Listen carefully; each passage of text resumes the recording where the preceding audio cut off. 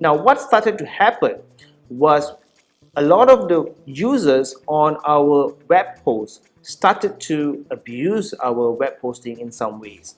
For example, we started to get reports of spam, reports of hacking, all kinds of reports. We even received a police report from some police department in France, and I honestly could not understand what the police report was. But it started to make us think twice about a web hosting offer. Now, most of the big web hosting companies offer 24-hour support. Now, if you send them an email, they will reply within 15 minutes or 20 minutes, and that's pretty much standard across any popular web hosting that you can think of. But we could not do that. I mean, our staff did the best they can to reply as fast as they can, but we need to sleep and we do not have 24-hour support. So a lot of users started to get a bit grumpy about the fact that it takes us 8 hours to reply to their email. And really, we had no way to overcome that because we were not making that much of sales.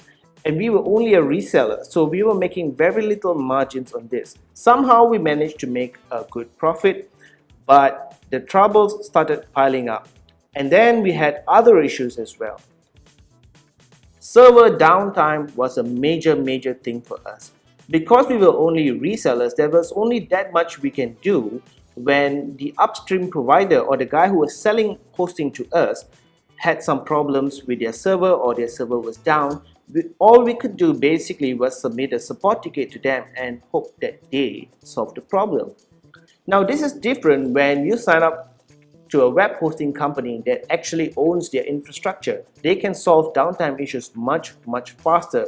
We were at a loss and we did all that we could, but again, it started to seem to users that we were offering poor quality hosting. Now, we also wanted to make our WordPress hosting competitive, so we offered really cheap prices, as you can see over here, because this is what people were used to or people expected to pay for a web hosting, regardless of the fact that we were unique in many ways. But as I said, at the end of the day, hosting is hosting. I kept this running because I expected at some point we would have enough users to actually get better web hosting and also to increase our margins. I even had a dream of possibly one day, if this website became huge enough, we will have our own servers and our own small shared data center that we can control the hosting and also provide better support. But it did not go that way. The problem with web hosting is that the price keeps dropping. Hosting keeps getting cheaper and cheaper, and all the big web hosting companies keep dropping their price every year or every few months, and we had to compete with that. So we just couldn't survive. After a year and a half, we started making losses. That's where I first started thinking about shutting down the entire thing. But for whatever reason, I kept going for another 8 months. Now, towards the end of the 8 months, we had our biggest problem ever. Our entire server was attacked by hackers for whatever reason I still don't understand till today. So almost all the hosting on our web server was affected, and we had no idea how to solve this issue. Basically, what the hacker did was to delete almost every single WordPress blog that was installed, except those installed on subdomains for whatever reason. Now, at this time, we did have a backup and we could restore the backup, but for whatever reason, that didn't go as easily as we thought it would. There was a gap of a few days with no backup whatsoever. So our customers started to complain that they have lost some content, etc. And we had to provide an enormous amount of support at this time. We had to stop everything else that we were doing and focus just on solving the problem of the hackers. And it wasn't an easy problem to solve. So it took us almost 2 months to restore completely all our customers' account. At that time, we were not making much new sales either. Once everything was restored, I decided that we should just shut down the entire niche WordPress web hosting website. So Some of the clients had paid in advance for a year. We made an announcement that we are shutting down.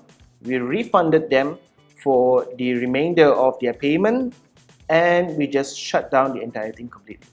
The day we shut everything down, I felt like a huge burden was lifted off my shoulder. Now, the lesson I've learned from this is that you have to respect the business model. Just because we had a good idea to create a niche hosting website doesn't mean that it isn't fundamentally a hosting business. We understood some parts of the hosting business, mainly how to sell hosting and how to set up the back end of the hosting. But there was a whole part of the web hosting business, like providing 24-hour support, live chat, implementing security measures to prevent hackers, and also to prevent users who are abusing your web hosting account. Those are all things that we were not prepared for. So I hope that the lesson that you can learn from this case study that I'm showing you here is that if you decide to build a niche website on a certain business model, you really have to respect that business model. You can make money by making your offer unique and more niche and targeting a specific set of users. But at the end of the day, if you're not prepared for what you have to do for that business model, it's going to come back and bite you in the ass. So ideas are great, but a business model runs in a certain way and you have to be prepared to play according to the rules in that particular business model.